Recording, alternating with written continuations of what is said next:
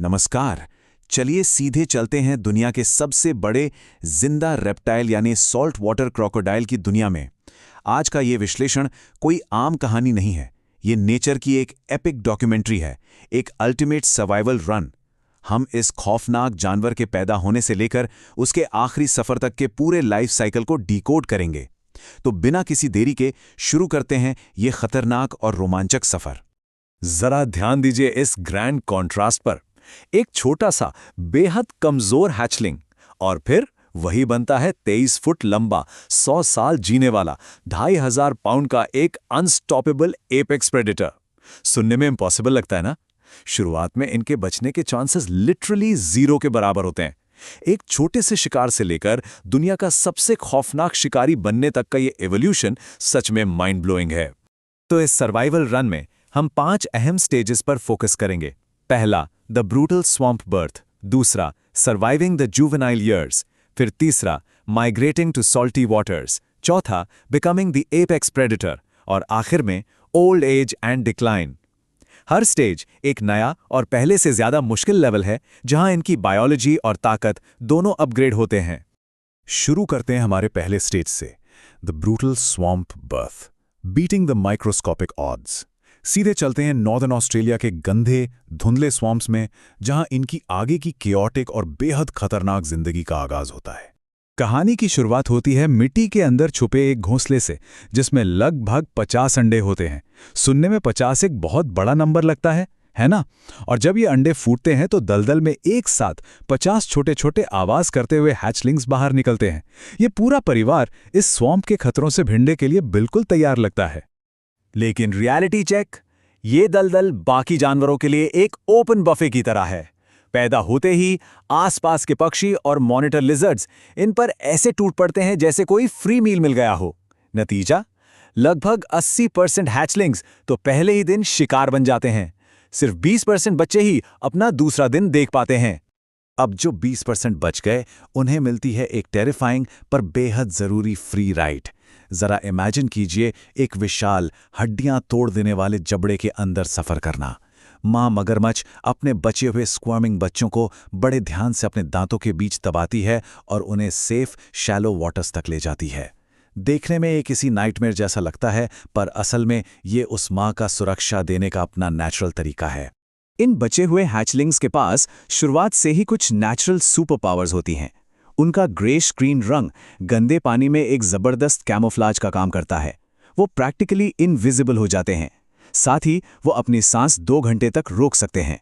और जब तक बड़े नहीं होते, तब तक पानी के कीड़े, छोटी मछलियां और टैडपोल्स खाकर अपना पेट भरते हैं। अब आते हैं सेक्शन 2 पर, surviving the juvenile years, levelling up in a shrinking swamp. अब हमारा ये छोटा मगरमच्छ थोड़ा बड़ा हो चुका है और उसने नदी के किनारे अपनी एक छोटी सी टेरिटरी क्लेम कर ली है। इस फेज में आते आते इनकी बॉडी में एक गजब का अपग्रेड आता है। इनकी स्किन पर छोटे छोटे बेहद सेंसिटिव सेंसरी डॉट्स बन जाते हैं। इससे आप उनका एक इंटरनल सर्विलेंस सिस्टम समझ लीजिए। ये डॉट्स इतने पावरफुल होते हैं कि धुंधले पानी में भी 65 फुट दूर से वाटर वाइब्रेशंस को डिटेक्ट कर लेते हैं। बिना सोचे समझे मछलियां इनके पास आती हैं और इन्हें बिल्कुल शांति से बिना देखे अपना शिकार मिल जाता है। अगर इनके अर्ली ग्रोथ माइलस्टोन्स देखें तो पहले दिन का वो कमजोर हैचलिंग तेजी से बड़ा होता है। 6 महीने में ये एक बोल्डर जुवेनाइल बन जाता है जो अपना इलाका गार्ड कर रहा है। और 2 साल आते आते इसकी लंबाई बढ़ के 6.5 फुट तक पहुंच जाती है। पर यहां एक कैच है। अब लंबाई बढ़ने की वजह से ये किसी पत्ते या डाली के नीचे छिप नहीं सकते और इसीलिए ये स्वैम्प के दूसरे बड़े प्रेडेटर्स के लिए एक आसान चलते फिरते टारगेट बन जाते हैं। तो ऐसे में एक बहुत बड़ा सवाल उठता है, क्या होता है जब ड्राई सीजन आता है और ये बड़ा सा स्वैम्प सिकुड़कर छोटे, क्राउडेड और कीचड़ से भरे पूल्स में बदल जाता है। पानी सूख रहा है, रिसोर्सेज खत्म हो रहे हैं और इन बचे खुचे पूल्स में भूखे, गुस्से वाले क्रोकोडाइल्स की भीड़ इकट्ठी हो रही है। हालात इतने खराब हो जाते हैं कि स्टारवेशन पेटी लेवल पर आ जाती है। अपने ही भाई बहन एक दूसरे के जबड़े से खाना छीनने लगते हैं। और सबसे बड़ा डर होते हैं वो जायंट अडल्ट क्रोकोडाइल्स, जो आकर बाकी बचे पानी पर कब्जा कर लेते हैं। हमारे 6.5 फुट के जुवेनाइल को उन बड़े मॉन्स्टर से बचने के लिए किसी कोने में छुपकर सांस रोककर बस ये होप करनी पड़ती है कि वो किसी की नज़र में ना आ जाए। जब सर्वाइवल इतना मुश्किल हो जाए तो निकलना जरूरी हो जाता है। बढ़ते हैं सेक्शन 3 की तरफ, migrating to salty waters, entering the open sea. लगभग 6.5 फुट लंबा होने पर इस क्रोकोडाइल को अपना खतरनाक दलदल छोड़ना ही पड़ता है ताकि ऐसी जगह मिल सके जहां कम प्रेडेटर्स हों। और इस ओपन सी के सफर को पॉसिबल बनाती है इनकी एक और unique adaptation, salt excreting glands.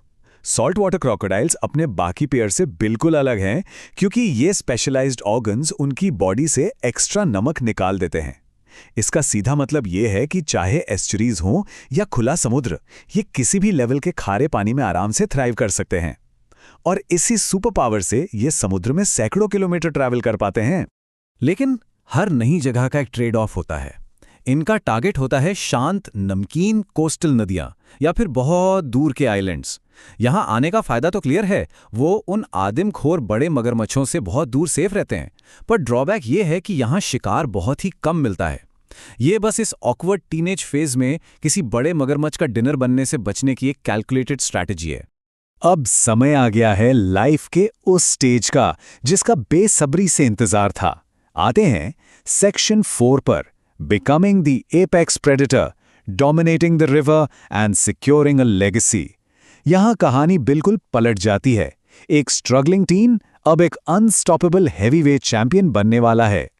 अगर हम इनके एपेक्स ग्रोथ माइलस्टोन्स पर नजर डालें तो फिगर्स सच में हैरान करने वाले हैं। 12 साल की उम्र पर 13 फुट लंबा और 1000 पाउंड वजन, 20 साल तक आते आते 20 फुट लंबा और 2200 पाउंड वजन, और कुछ दशकों बाद ये जायंट लगभग 23 फुट लंबा और 2500 पाउंड्स का हो जाता है। इस इमेंस स्केल पर ये आराम से किसी बड़ी नदी पर अपना कब्जा जमा लेते हैं और किसी भी पुराने किंग को बाहर निकाल फेंकते हैं। और बड़े साइज के साथ आता है एक मैसिव डाइट अपग्रेड।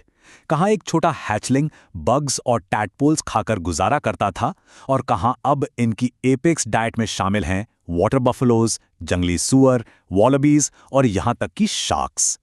इन बड़े जानवरों का एक सॉलिड मील इन्हें हफ्तों तक एनर्जी दे सकता है, जिसके बाद ये आराम से बस धूप सेकते हैं। इनकी डोमिनेंस इस एक नंबर से समझ आती है, 3700। ये इनके जबड़े का बाइट फोर्स है, 3700 पाउंड्स पर स्क्वायर इंच। इस बोन क्रशिंग फोर्स और इनके स्ट्रॉन्ग आर्मर्ड स्केल्स को देखने के बाद इलाके का कोई भी राइवल क्रोकोडाइल इनके आगे खड़ा होने की हिम्मत नहीं करता। अपनी डोमिनेंस एस्टैब्लिश करने के बाद वक्त आता है लेगेसी को आगे बढ़ाने का, जिसे हम दी 80 डे नेस्टिंग मैराथन कहते हैं। एक फीमेल मगरमच्छ एलिवेटेड रिवर बैंक पर अपना एक हिडन फोर्ट्रेस खोदती है, जहां वो लगभग 50 अंडे देती है। अगले 80 दिनों तक वो लिजर्ड्स और बर्ड्स से उस नेस्ट को विशसली गार्ड करती है, और आखिर में जब जमीन के अंदर से हल्के हल्के आवाजें आती हैं तो वो ध्यान से मिट्टी हटाकर उन्हें आजाद करती है। बिल्कुल वही साइकिल दोबारा रिपीट होती है। पर नेचर का नियम सबके लिए एक जैसा है। आते हैं हमारे आखिरी हिस्से पर, section 5, old age and decline, the final chapter of a giant. एक टाइम पर जो जाइंट परफेक्टली इनविंसिबल लगता था, 70 साल की उम्र के आसपास आते आते उसे भी एजिंग और डिक्लाइन का सामना करना पड़ता है। उस विशाल जायंट का स्लोली वीक पड़ना एक दिल तोड़ने वाला सीन हो सकता है। दशकों तक जानवरों की हड्डियां तोड़ने की वजह से उनके दांत घिस चुके होते हैं और रिफ्लेक्सेस डल हो जाते हैं। जरा ख्याल कीजिए, एक पानी की भैंस पास आती है, जायंट एम्बुश करता है, पर स्पीड कम होने की वजह से शिकार आराम से निकल जाता है। ये वाइल्ड लाइफ की एक बहुत ही रॉ और सैड रियलिटी है। पर यह आसानी से हार मानने वालों में से बिल्कुल नहीं है। वो अब अपनी एल्डर्स सर्वाइवल टैक्टिक्स पर रिलाई करते हैं। नए और यंग क्रोकोडाइल्स का छोड़ा हुआ खाना अब उनका सहारा बनता है। इनकी फैट स्टोर करने की ऐसी गजब की सुपर पावर होती है कि ये 3 महीने तक बिना खाए सर्वाइव कर सकते हैं। पर इवेंचुअली एक दिन कोई एनर्जेटिक, बिना किसी स्कार वाला यंग राइवल आकर उन्हें चैलेंज करता है और इस बुढ़े जायंट को हराकर इनकी टेरिटरी पर अपना कब्जा जमा लेता है। ये पूरी डॉक्यूमेंट्री और ये अल्टीमेट सर्वाइवल रन इस एक सिंपल कोट में पूरी तरह फिट बैठती है। मेरे पानी में कदम रखोगे तो मेरा शिकार बनोगे। एक वल्नरेबल से हैचलिंग से शुरू होकर ओपन सी क्रॉस करते हुए दुनिया का सबसे खौफनाक एपेक्स प्रेडेटर बनने का इनका सफर नेचर की रॉ पावर का एक जबरदस्त एग्जाम्पल है। तो नेचर की इस आश्चर्य से भरी बायोलॉजी को समझने के बाद क्या आपको लगता है कि कोई भी इस एंशिएंट किंग के इलाके में कदम रखने की हिम्मत कर सकेगा? इस विश्लेषण में बस इतना ही।